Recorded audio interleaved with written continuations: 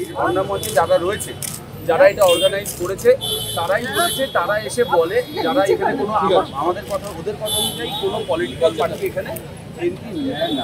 এবার তার মধ্যে ওরা পলিটিক্যাল পার্টি ডাক্তারও আসছেন, তো এটা আমাদের কিছু নেই। হাইকমান্ড আগে প্রদেশ কংগ্রেস সভাপতি পদে আপাতত কাজ চালিয়ে যাবার নির্দেশ দিয়েছে। দিল্লি থেকে এই বার্তা পাওয়ার পরই আরজিকর আন্দোলনে পাশে থাকার ইচ্ছে নিয়ে হাসপাতালের সামনে গিয়েছিলেন তিনি। কিন্তু শনিবার অধীর চৌধুরীকে হাসপাতালের সামনে থেকে ফিরতে হলো সেই শূন্য হাতেই। কারণ জুনিয়র ডাক্তারদের একাংশ থেকে জানানো হলো হাসপাতাল রাজনীতির আখড়া নয়। একই বার্তা পুলিশের থেকেও শুনতে হলো অধীর চৌধুরীকে। কংগ্রেস নেতার দাবি, তিনি রাজনীতি করতে নয়, হাসপাতালে এসেছিলেন জুনিয়র ডাক্তারদের পাশে থাকার জন্য। অধীরের এই প্রস্তাব অবশ্য ফিরিয়ে দিয়েছেন জুনিয়র ডাক্তাররা।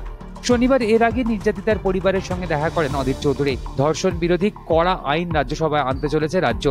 আগামী মঙ্গলবার তা পেশ হতে পারে বিধানসভায়।